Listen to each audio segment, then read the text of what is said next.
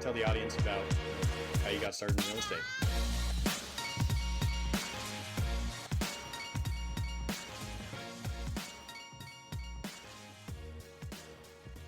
Welcome to the Masters in Real Estate podcast with your host, Tanner Webster.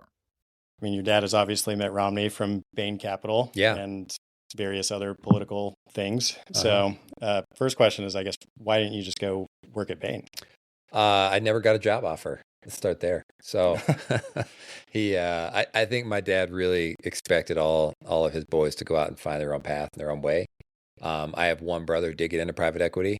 A couple of us are in real estate. One's a doctor. So we each found our own path, something we liked. Mm-hmm. And real estate was always really intriguing to me. So right out of college, went and worked for a real estate firm in Boston. I worked for them for a couple of years, and then ended up bouncing around a little bit, and then went to Harvard, got a master's in business there. And but I focused all my classes in real estate. Mm-hmm. I knew that I'd want to go back to it. So it was always a plan to get back to real estate. What was the Harvard real estate MBA stuff? Was it mostly like institutional stuff, or were you talking to I remember you have a story about like a guy with a cowboy hat who just told you to buy land. Yeah, no, there's only a few specific real estate classes at Harvard. Most of it was general administration. Harvard is really kind of a general business and entrepreneurship type school. But it played out pretty well. But yeah, and in some of the real estate classes I had, we'd have really successful people come in and give us advice. And there was one guy from Texas who basically said, the one thing you can never go wrong with is buying land. Buy it with cash and hold it forever, and you get rich. And I wish I'd listened to him a little bit more closely because looking back, the cash part and just buying everything you can buy in terms of land. Mm-hmm. So that's really the core business of what I've done is buy land. And it's been a big success for me. It's paid off pretty well. I would, from what I know, I would also agree with you on that. So land is good.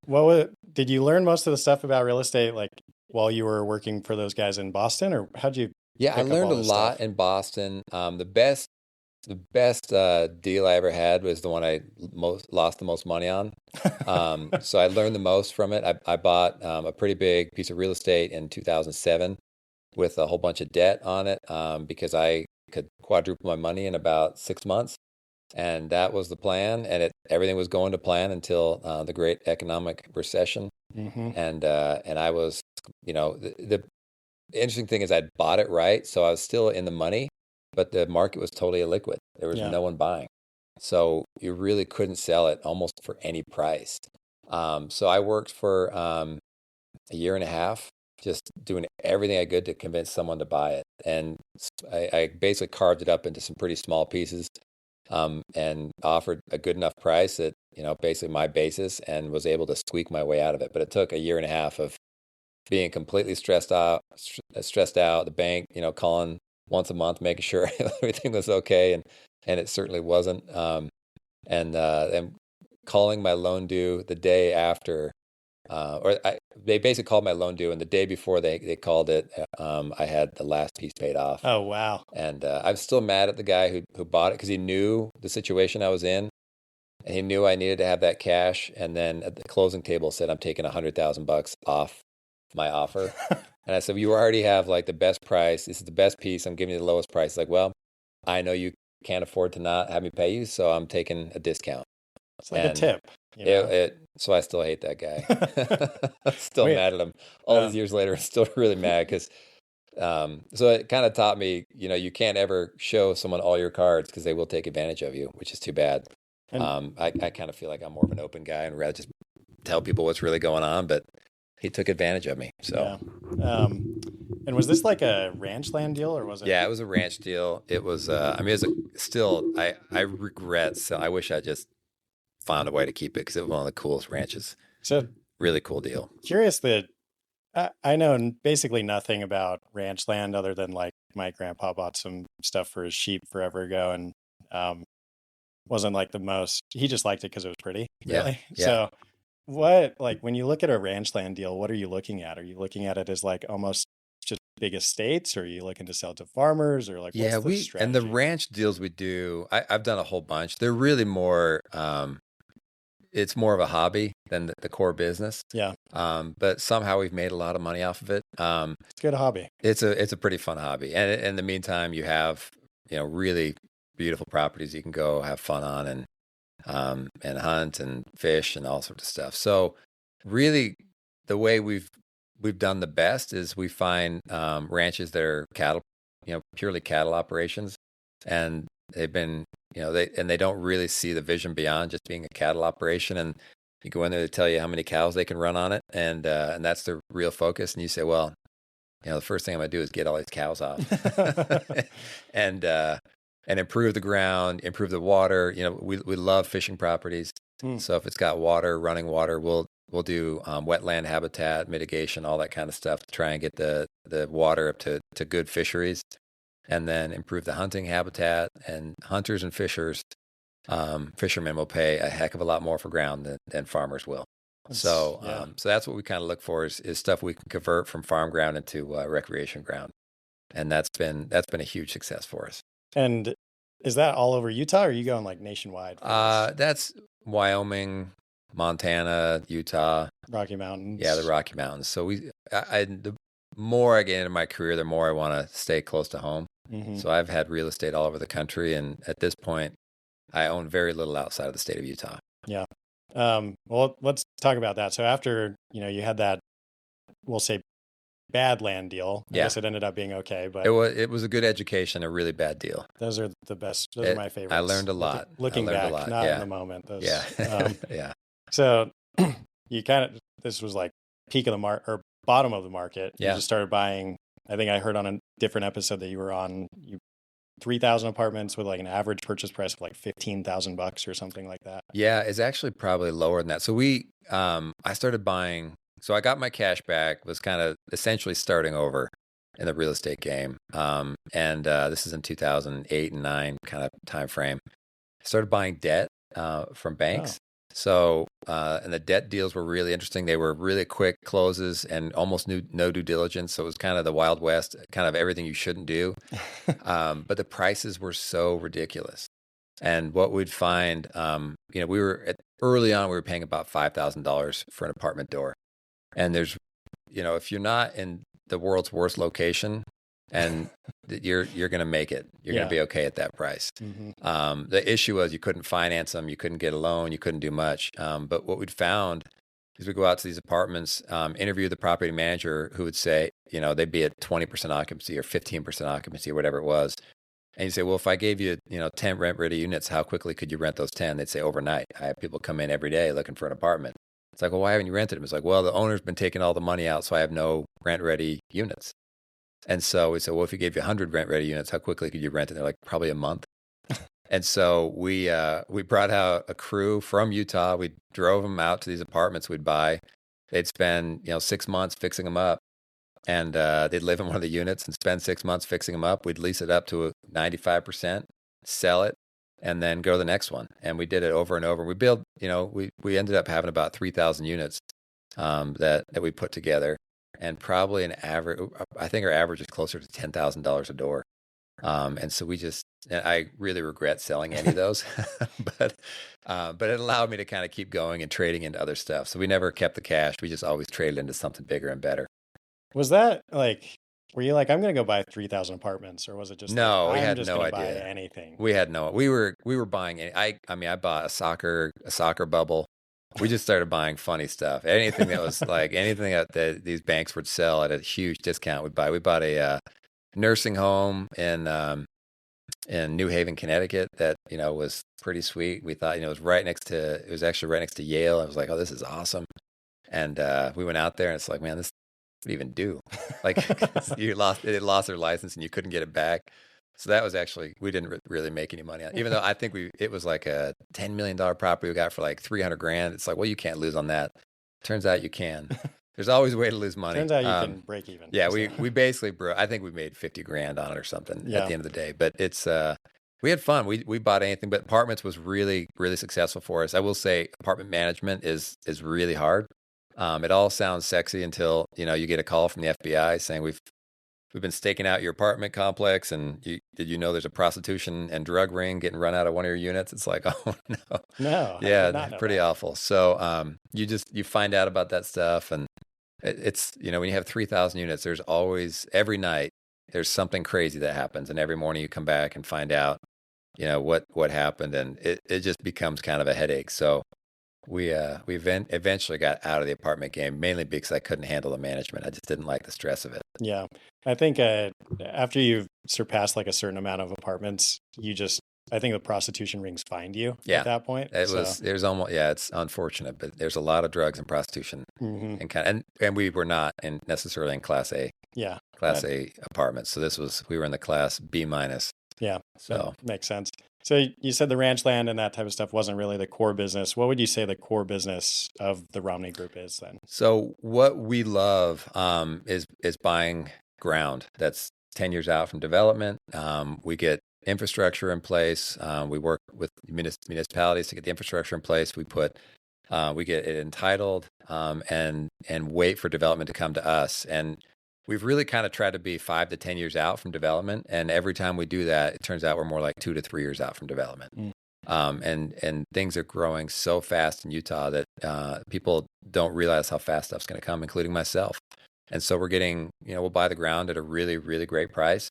And the key for us is just getting things entitled and bringing the infrastructure, kind of figuring out all the problems. Every real estate deal we've ever done has hair on it. Like there's a lot of times you come in, it's like, well, this is going to be easy. We can buy it and flip it and there's no issues. And there's always issues. There's always something to overcome.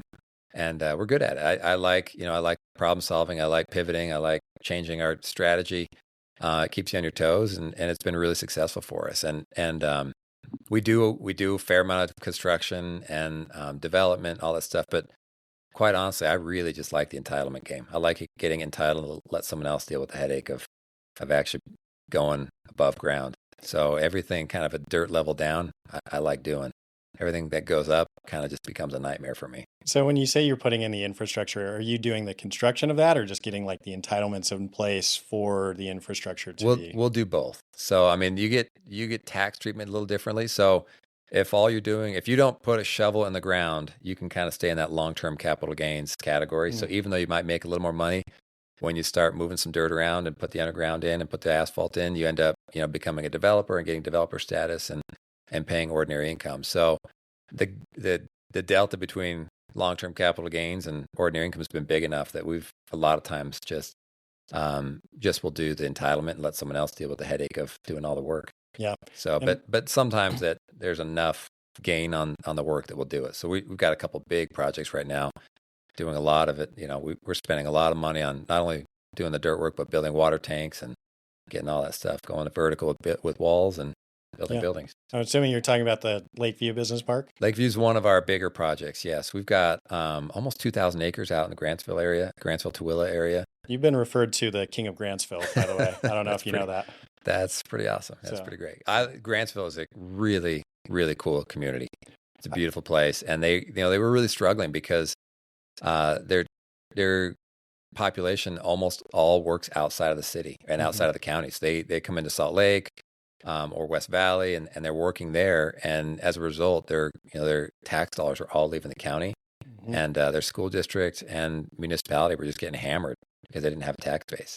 I remember you saying something, this isn't exactly correct, but like 80% of blue collar workers in Tooele County were commuting more than 20 minutes each way for jobs that pay less than $20 an hour, something like that. Yeah, it's higher than that. So Wow. I think 85% of all people in Grantsville commute out of the valley. So almost everyone that lives in Grantsville is working outside of Grantsville. And so when you got this, what was the evolution of this? Like, how did you find this piece? This was another piece. This one, we saw that there was an interchange planned. UDOT was planning a new interchange off of I-80. We looked around. We're like, hey, this, it's someday, and the interchange was still 2 or 3 years away. It's like, well, someday, this could be a really good industrial spot. If that interchange, once it gets completed and you can get access to I-80. So we looked around for some ground. This is the piece that Larry Miller bought that surrounds his old racetrack out in Tooele. And he bought it as a buffer. He bought it just simply so that no one would build houses near his racetracks. He didn't want anyone to come near his racetrack. So we bought that from Gail Miller, and then we bought another 900 acres or so from the Soil Conservation District out there. They're in the grazing business, and this wasn't the greatest grazing ground, so we bought that ground so they could go buy some grazing ground up in the mountains. So we ended up putting together a pretty big piece of property, but it didn't have utilities, didn't have sewer, water, power, any of that stuff. So it's taken us a few years to get all that infrastructure put in, but we're built. I don't know. We're probably built almost 1 million square feet of office out there so far. Is it, so it's office, industrial, is it? So did I say office? I meant industrial. Oh, I was like, I didn't know there were no office buildings out there. No office, just Okay. industrial. And you just saw this and kind of same thesis, like, oh, this will be good someday, but like, yeah, this was it was basically what year was the this, by the price? way? Oh man, when did we buy this? This has been probably 5 years. Hmm. We bought this about 5 years ago. The price we paid, it just, again, you really can't go wrong. And you buy ground at agriculture prices, and you think it's going to be at some point something else besides agriculture, you're going to make money. So we bought it, at an agricultural price. And we waited for development to come to us. So, and it really has. And the demand for industrial space has been pretty solid, even though things are kind of turning a little bit right now in the market, especially on the commercial side. We're still seeing a huge demand on the industrial side. And you partnered, was it North Point? Is that the group that? Yeah, so we partnered our first building with North Point. They were good partners. We just, we had a different vision for what the park was going to be. And so we mutually agreed that, going forward, we kind of just, we were doing different stuff than they wanted to do. And so we decided to go just on our own without North Point. We didn't, we knew we could do it on our own without them. And then we, started developing. We were actually approached by Prologis. Oh. So Prologis came to us about, 18 months ago and said, hey, we don't have a site in Utah, and this happens to be our favorite site in the state. So would you guys be willing to partner with us? If we brought users in on a build-to-suit basis, would you be willing to come build some buildings with us and throw in your ground? So we're currently partnered with Prologis. We talk to them, almost every day on deals that they're bringing to us or we're bringing to them. And it's that's been a really great partnership. So Prologis, is the largest industrial developer, and by a little bit. Yeah, by a lot. Yeah. So I think they estimated that 1 out of 3 Christmas packages this year in the world went through one of their facilities. So they're pretty big. I've heard that I think it's like 2% of the country's GDP flows through a Prologis building I think at one point. Yeah, I think that's right. Yeah, they are not small. So, and they're great partners. They've been really fun to work with, and they've brought a lot of activity to our site.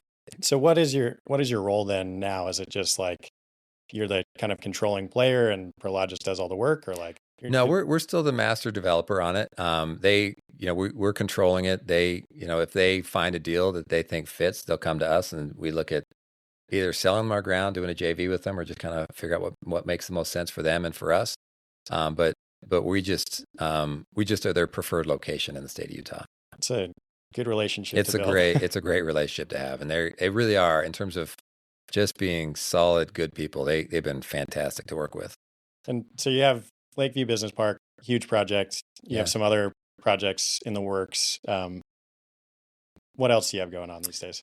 We've got a lot. So we've got a pretty big residential development down at Sand Hollow, right in Hurricane, Utah. Yep. That's about, I think we're entitled for almost 4,000 residential units there. So that's a real big one. Yeah, it's a real big one.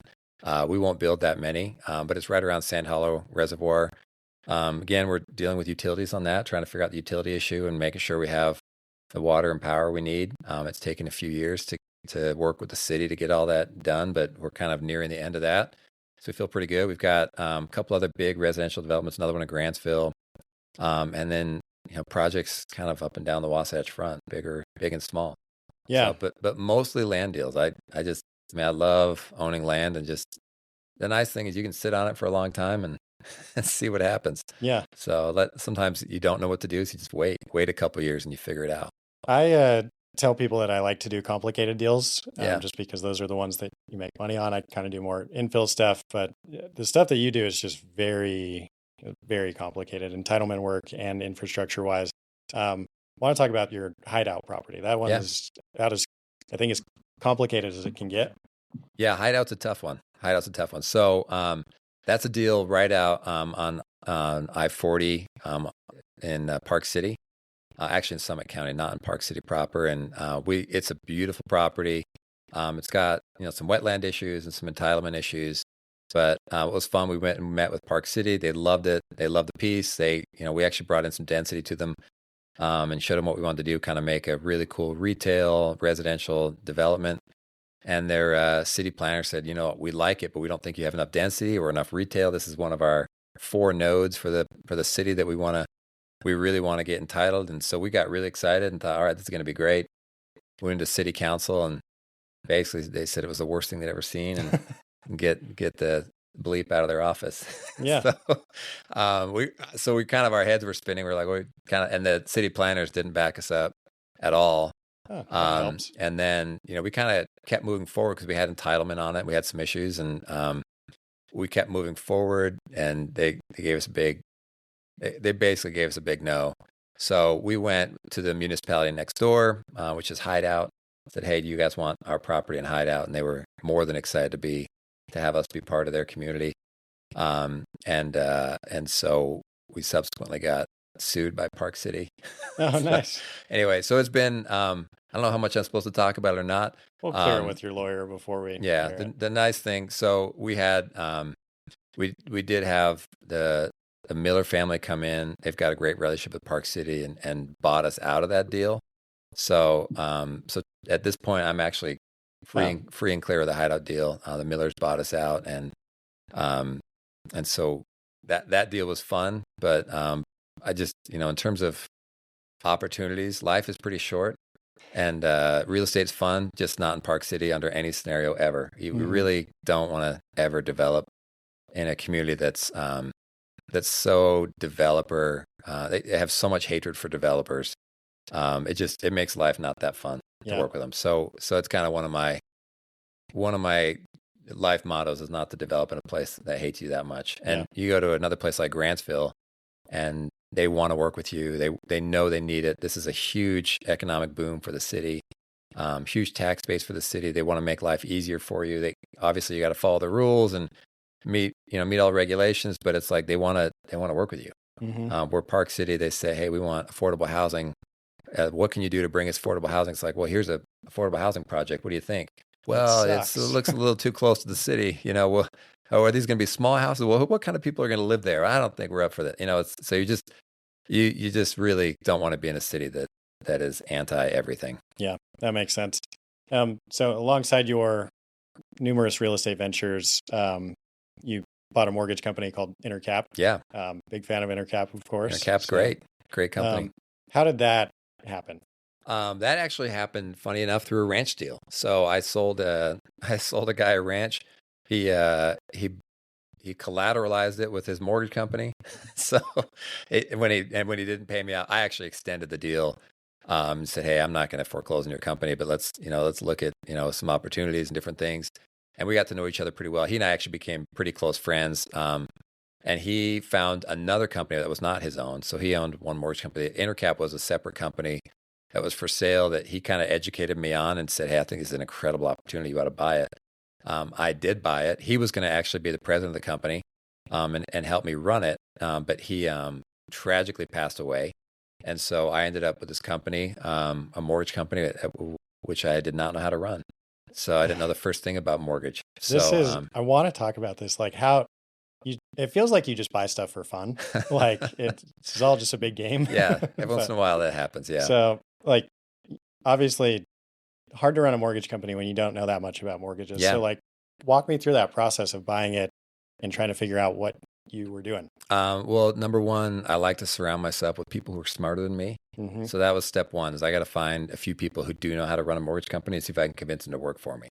And so that was really the first 6 months or even year. I hired some really, really top talent, convinced them that I was, in this for the long run, that we were going to become the biggest lender in the state of Utah. Which you did. Which right? we did. Yeah. We did. But, that had I known how hard that was going to be, I wouldn't have promised that, but it seemed like it'd be easy. Yeah, of course. But, and then I there was a couple people that I shouldn't have been able to hire that somehow, just came over and worked with me, and it's been really successful. I think everyone that trusted me is, I think been really heavily and handsomely rewarded and done really well. So it was a great run, but we sometimes it's good to know everything about a business, and sometimes it's good to come in and just break everything.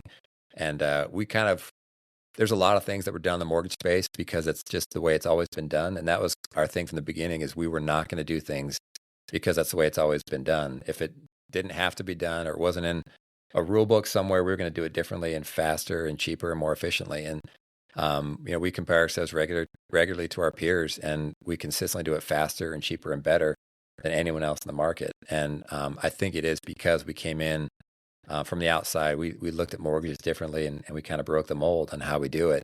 But it's allowed us to do it really efficiently and really well. Do you often look at like private equity deals in that capacity, or is it just? It's really rare. And the more I've done it, the less I want to. So real estate is so simple and easy. Yeah. And it's, you buy a piece of dirt, and it gets complicated. I mean, it's never easy. But compared to private equity and having all these employees, I mean, I think Intercap, we've got about 400 employees right now, which is great. I love them. They're incredible people, but it's just a lot of work and a lot of stress and figuring things out, and a big payroll. And I do love Intercap. And the nice thing is I've got a really good executive team that runs the day to day. So yep. I'm not there every day, but I do definitely keep an eye on what's happening. But the real estate I love real estate. I love the creativity that goes behind it. I love how simple it is, and how, you can really make something beautiful and interesting and different, and provide opportunity for so many people. Mm-hmm. And I met your brother, it's Matt, that runs Sundance, right? Yeah, so Matt. I met him last year, and one thing that he said is Matt's kind of always been a specialist. Like, they've always just done apartments or just done the debt fund. But you've kind of have you done every asset class? Yeah, I've done hospitality, but just about everything else. The best. Yeah, just about everything else. And I think hospitality is, as much an operations business as it is real estate. Mm-hmm. But if it's pure real estate, I've probably done everything. And we've pivoted a lot. Like, we were really heavy in multifamily, and then 5 years ago, I thought multifamily was going to get hammered. I was wrong. I mean, multifamily has done really well for the last 5 years. But I got out of it. I just thought, man, it seems like it's just kind of oversaturated, and I thought with rates going down as low as they would, that people would be leaving apartments and going into homes.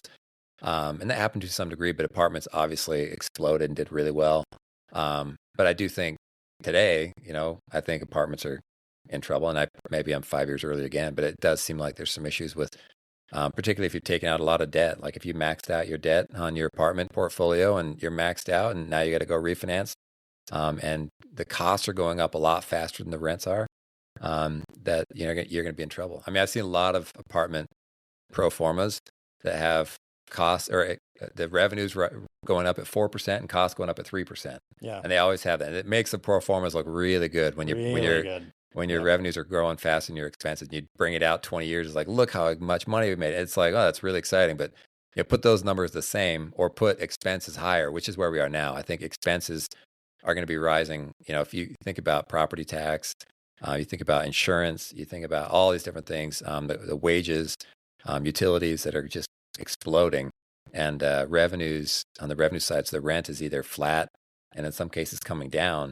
That destroys a lot of pro formas. And then you add into that the rent, or the debt expense that, not fun. That triples or doubles or triples or quadruples depending on where your rates were. That's a deal killer. So I think there's going to be a lot of people that are underwater because their pro formas were not good. Were not great. Yeah. We joke about that, but you can make a lot of money on paper real easy, and you can make pro forma look really, really good by just mixing one or two numbers up. And so I try not to actually look too heavily at really big, complicated pro formas. I like putting everything on one page, just saying, can I double my money in a couple of years? And if not, I'm not interested. Yeah. So that's kind of it. And, I think the more complicated the pro forma gets, the more the more variables are in there, the more things can kind of go wrong, and you can convince yourself it's a phenomenal deal when it's not. Yep, exactly. So did you ever feel like you needed to specialize in any capacity, or were you just I never wanted to because I feel like I like pivoting. So we pivoted from multifamily 5 years ago into industrial. And even though multifamily has done really well in the last 5 years, it hasn't, in my opinion, done as well as industrial. I think industrials, we really hit a pretty big home run on that and continue to do well. Even though the market's slowing, we're not building spec buildings like we once were. We're still building just build to suit, but the build to suit market's really good. I think people haven't for the last 2 years wanted to build their own buildings. They've been kind of quiet and holding off, but now everyone knows that they've got to expand. They've got huge business demands, and so they're now building buildings. And so we're seeing that come in. We've got a lot of users either buying or circling or about to buy at our property out there. Are they mostly manufacturers that are in the market, or is it manufacturing, we get a little of everything. So we're kind of, I kind of feel like we're probably half manufacturing, half distribution right now. Mm-hmm. So cool. It's pretty good though. Where do you see yourself in the future doing more land deals, less land deals, it's funny. Every time I get a 1031, and we look at buildings I could buy and different things. It's like I don't get that excited about buying buildings. I like buying land. Mm-hmm. So we kind of keep 1031ing into land and just buying more. And I think we've bought. The thing with land is that they're not making more of it.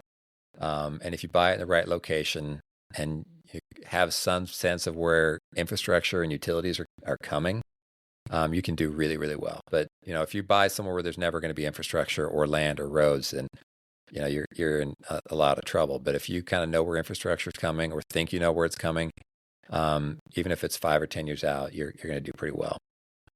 And you're obviously a very busy guy with all the real estate projects, the largest mortgage company on the planet. And you also, I wish. Yeah. Sorry, not on the planet, in the planet. Just Utah. Yeah. And you also have 7 kids? I have 8 kids. 8 kids. Yeah. So youngest is 4, oldest is 21. Do you ever sleep? I sleep pretty good. Yeah, I sleep pretty good. I wake up early. I wake up at 4:30 or 5 most mornings, so to be able to get something done. Yeah. Before everyone wakes up and starts bugging you. But yeah, the kids are a lot of fun. 8's probably a little crazy, but it's been the greatest experience of my life is raising those kids. There's nothing else that's been as fun as having kids. Yeah. You do the economic forecasts that I think I've heard other realtors regurgitate in some capacity. Yeah. Every couple months. Where do you think we are on the housing market?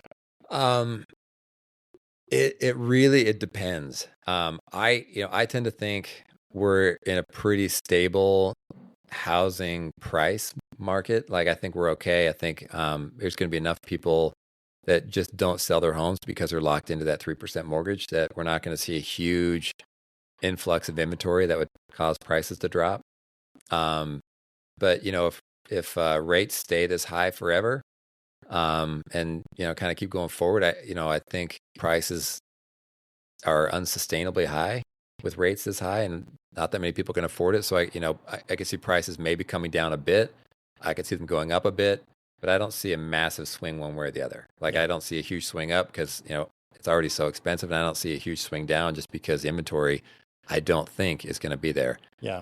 Now that could change. But, and things that would change it, I think if the Fed got really aggressive on lowering interest rates, we could see housing start picking up again. You think they will? I think they will if unemployment really starts ticking up. And that's the thing I think a lot of people aren't looking as closely at, is unemployment. And the unemployment numbers the job openings are coming down pretty quickly. They're still way too high, but they're coming down pretty quickly. The big issue we have is that our federal government is just spending way too much money. So that's the real issue. And the Fed is trying everything they can to lower inflation by, raising interest rates, and they can only do so much. Obviously, they're doing as much as they can, and it's not working. It's worked to a degree, obviously. We were at 10% inflation, and now we're at 3.5, somewhere in there. But the problem is you have federal government spending about $2 trillion extra a year on their credit card, essentially. And when you're doing that, you're gonna create inflation. Mm-hmm. And President Biden had his Inflation Reduction Act of $1.5 trillion Inflation Reduction Act, which is probably one of the most ridiculous things I've ever heard. And obviously drove inflation up. Had he not done that, we might be at 2% right now. And if the federal government, instead of spending $2 trillion, we're spending $1 or $500 billion a year, I think inflation would be pretty low. So, but Jerome Powell's doing everything he can by raising interest rates to bring down inflation. I just don't. That's the only tool he has, and I don't think it's the most effective tool. The most effective tool would be the federal government stop spending money. So that's not going to happen. Yeah. So we'll see. We'll have high interest rates for a while to combat the government spending, and I don't know. I don't know if that's going to win out or that's not going to win out. Which one of those? So you kind of have one foot on the gas, one foot on the brake, and which one's going to win? And it'll play out a little bit. But I don't see the federal government pulling back how much money they're spending. In fact, they'll keep spending more. We'll spend as much in interest this year as we do on the federal on the entire defense budget. So if you're spending as much on interest as you are on defense, that expense is going to be there every year from here on out. So we got to borrow money to pay our interest, and that's going to keep growing and growing and growing. So until we get a president that is serious about holding Congress's feet to the fire and telling them they got to cut spending, which neither one of our presidential candidates is going to do right now. So we're at least 4 years away from having a president who's going to tackle the budget. We're going to keep spending a lot of money. Yeah, makes life tough. But so it's going to keep rates high. And unless, counter to that is if you see unemployment really skyrocket, and that would drive wages down, and it would cause Jerome Powell to start lowering rates. So that could happen. And I kind of think we're getting close to that happening. It feels like a lot of the economic data I'm looking at, it's not going to happen next month, but it might in 6 months. 6 months we really might, 4 to 6 months, we might see unemployment really start to tick up. And that would, not be a good thing for people losing their jobs, but it would probably be a good thing for the economy because we're a little overheated right now. Yep. We'll have to get you on a separate time just for you to do your economic forecast just right in front of me. Anytime. Cool. This has been great. Thanks, Tanner. Appreciate it.